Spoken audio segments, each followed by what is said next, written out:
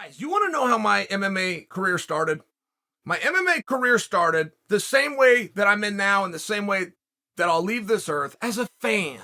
I was a fan of the sport, and in would have been 1993, my buddy Jeff and I've never skipped class in my life, right? There's some things that you can't do, like it's really big into your family, whatever that might be, but it's your family's thing. This was one. I probably had 3 or 4 I could put on this list. This was one of my parents' thing. You don't ever say you're going to be anywhere and you're not there.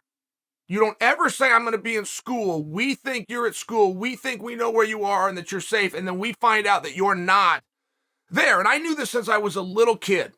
And I only share this to you because I've skipped class one day ever. Ever. It's with my buddy Jeff. We go down to the video store and we get something called the Ultimate Fighting Championship. It's a DVD or even a VHS, and we're going to go back to his house and we're going to watch it. And we're told that this is banned in 48 states. And the 2 men enter and they're going to combine Taekwondo against Judo. It's all these things that we thought were interesting. So we go to Jeff's house, we watch this. I go home, I immediately confess to my dad. Immediately, I tell him what happened. But I tell him, but Dad, I know what I want to do with my life. I know what I want to do. And I did not get in one iota of trouble. He wanted to hear about this. He wanted to hear about this sport, and he wanted to know if there was any wrestlers in it. My dad was a wrestler himself, but for whatever reason, he insisted on calling wrestlers wrestlers, right? You know those guys? Do you know the guy that instead of saying Seinfeld, he Steinfeld? Like, you just know. This was my dad. He wanted to know if there was any wrestlers in it and how a wrestler would do. And I didn't know. I said, no, there was no wrestlers. Wrestlers to get killed in this thing. I didn't know. We didn't know that wrestling was a art form or a skill or a form of self-defense, self-offense, fighting art.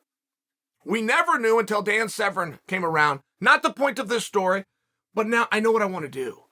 And I'm a junior, which is relevant because the way that the NCAA rules worked back then, you cannot sign and or commit or even be recruited for a Division I program until your senior year.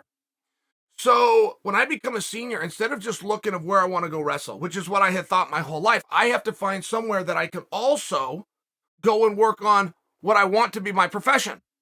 And there was 6 Gracie certified jiu-jitsu gyms in all of America at that time. And one of them was ran by Pedro Sauer, who was a black belt under Hickson, and it was in Utah.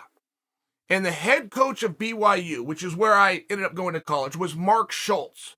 And Mark was great at everything that he did. Mark was an absolute legend and still is. Maybe his name and what he had done was a little bit hotter back in 1994. At any rate, that's why I picked BYU. Got Mark Schultz as the head wrestling coach, and I can go get workouts with Pedro Sauer. I can learn the sport called jiu-jitsu. And don't forget, if you would have known jiu-jitsu and wrestling back then, it would have been absolutely incredible. Now, right now, if I'm to tell you guys, I want to go into the UFC, I want to go to mixed martial arts, you're going to assume that I've got wrestling coaches and I've got jiu-jitsu coaches. It wasn't like that. And I had no idea that the world was going to change. This is before the word Twitter exists, before the word Facebook exists, before the word YouTube exists. Getting information and sharing that information was very different back then. So when you had some guy that was a master or he had secret techniques, that was real. You would have to go to certain places and come back to have that knowledge. There was not then a gym that you could go to or a platform that you could go to share that knowledge. So the people that actually got on the airplane and found a way, trained in Subway and hustled and got through it, they had secrets. That's true. You would be laughed at today if you came out and tried to be one of these guys. So, well, I have martial arts secrets. No, you don't. But they might have been at one point. And in 1994, I've got the recipe. I'm going to wrestle Division I at Brigham Young University. I'm going to secretly pursue my black belt over here at Pedro. So I got the whole thing figured out. So I get to campus, and the UFC had announced something called the Ultimate. And if you were a fight fan, there was never a show with a better and more appropriate name than the Ultimate. You had to be a champion of a former UFC. They're going to put all of the champions into one 8-man bracket, and they're going to run that through to the gold medal in one night. Now, of course, like every rule, there becomes exceptions, and well, this guy didn't win it, but he was closer, he was second, right? But this was the original plan when they start out. So when the word starts spreading through the media, and there was something at that time, not very many people had it, but there was something at that time called the internet. So if you could get to the internet, or maybe you knew someone who knew someone that was on this device called the internet, right? Because an iPhone wasn't around. You got to remember this time frame. It was a very different time frame. A guy named Tank Abbott's going to enter. Now, I am a huge Tank fan. And Tank was a straight-up brawler, but he was a junior college wrestler. So now he's one of me. I'm one of him. We're both wrestlers. And that is a fraternity. That is absolutely a camaraderie. He's going to come out and train with Mark Schultz. He's going to train with Mark Schultz. He's going to train in the BYU room, and he's doing that because he's going to draw Dan Severn. Tank's going to have to go out there, stop the takedown, and knock Dan Severn out, which, by the way, I thought he was going to do. Tank was very prepared. But I have to tell you a Tank Abbott story because this was my original foray, my first ever into MMA. I've got this big dream. I cut school. I watched it. Here I am 2 years later. I'm following through. On my journey. I'm going to get workouts over here at the college. I'm going to learn this secret art over here. Everything's going well. Tank Abbott walks in the room. Now, I don't know that Tank Abbott's going to come at this time. I don't know about the Ultimate. I don't know about this Dan Severn business. I don't know these things, but I know Tank. And Tank busted on everybody's radar because he was the first guy to get into the sport that was not sportsmanlike. He was the first guy.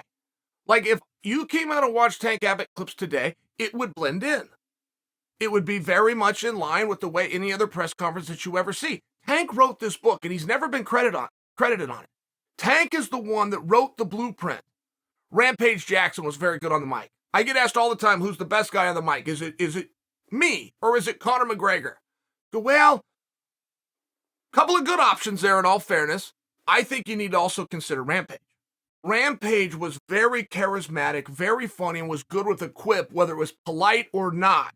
And I feel like Rampage always gets penciled out of that conversation, and I think he should be, if there is a third member, if it's Conor and I must tell you, the third member, I think, is Rampage. But Rampage learned this from Tank. Tank was the first guy ever. He would knock you out and not apologize for it. He would knock you out and then tease you about it. He would lose to you and not bow. He would say you could never do it again. He could say the referee screwed up. Tank was the first guy to create any level of controversy. And when I told you that the Ultimate was going to be for only champions, but there was exceptions, Tank was the exception, but they had to. You could not have an Ultimate at that time, the world's baddest dudes, and not include Tank Abbott. Everyone respected / feared him, period. He was good with the hands. He was just as good with the mouth. He was just as scary with his eye. He put his eyes on you. He liked it. He was one of the few. He liked his job. Come back to me, okay? Because what do you do if you're in my spot? Tank's going to walk in the room there to get his own workouts in. He has no idea that anybody there knows who he is, follows his career, is a fan, or moreover, like me, is inspiring to be like him. He has no idea. And there's an expression in life, don't ever meet your heroes, because you will only be disappointed. I have generally been within that definition. Tank, one of the few exceptions. And Tank was not overly nice to people Tank's age. Tank was not overly nice to people Tank's size. I'm not here to tell you he was the nicest guy and what you saw on TV wasn't real. I will tell you the younger guys, he looked out for us on day one. He did. If you were Tank size or you were within the UFC, he would treat you. He would turn to us, treated us so good, had us over to his house, had us for dinner, let us follow his workouts. I was in the weight room watching Tank put up 600 pounds for reps of 3. Every football player in BYU came around, their jaws dropped. The strength and conditioning coach came over to the bench to pull the weight off him because they thought this was going to crush him. Tank not only did it, he did it again, and he did it again. I watched it with my own eyes. 600 pounds. So, Tank knew what all the stories were, and then later in life, he transitions. He uses some of those skills, not just his physicality, but his mentality. He's a very smart guy, and people that know him will tell you that. Tank is not one of those fighters and or professional wrestlers who today is broke. Tank put that money away. He invested it. He didn't go have a bunch of kids all over the world. He didn't got some secret drug addiction or gambling problem. He's a very sound guy. and he was very calculated. And I feel as though I have to tell that part of the story because I don't know that it ever has been told. I don't know that people look to Tank the way that they should. Is Tank a legend? Sure he is. Do you guys know exactly what I'm talking about? Okay, sure you do. But there should be a much more mainstream crossover to the contributions that Tank made because he is the first. He is the guy that Rampage grabbed from. He is the guy that I look to, right? Tank influenced Rampage. Rampage influenced me. I influenced Conor. Conor and I both influenced Bisping. I mean, I don't know if people are going to like this hierarchy, but that's the way that it went. Bisping has influenced Darren Till. I mean, some of the most entertaining guys that you're going to see in the sport, you can chase them back by 2 or 3 degrees of separation. It all comes back to Tank. All of it. So when Tank goes into pro wrestling, I don't know. I mean, again, it's the same thing. It's the same thing as I was telling you about how hard it is or how easy it was to keep a secret, but how hard it was to gain information. So I learned that Tank is going to be part of WCW in a major capacity when I'm sitting there watching WCW and he comes walking out. And all my buddies, man, we were fired up. Monday Night Wrestling was a real thing back then. You get together and we're wearing our Austin 316, we're wearing our t-shirts and whatnot. Couldn't have been a bigger group of dorks. But boy, did we have fun together for 3 hours on Monday, and Tank comes walking. So, I'm here to tell you this only because Tank has now written 3 books, and I don't know where Tank is in life. This could be tough. This could be a tough part of the conversation. I don't know where he is. I know he had a death scare where no doctor thought he was going to make it, and they told his family to start making plans.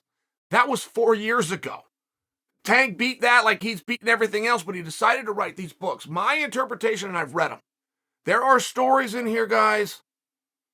There are stories that are going to circulate our sport, and the one thing that Tank did, and the only thing Tank did, is he changed the names. He changed the names because some of them would get you time. Some of them, the statute of limitations has not run out. When I tell you he tells the stories, he does. He protects the people involved, but he tells the stories, and I'm having one hell of a good time trying to guess who that actually was. So I want you guys to read the book. When you read the book, I want you to come back. I want you to leave me comments, because I think together we can crack a few codes. Tank has connected the dots. He's changed the players. Now it's our jobs, and we might only get as far as speculation, but it's our jobs to piece this together and to speculate, and I want you to join me.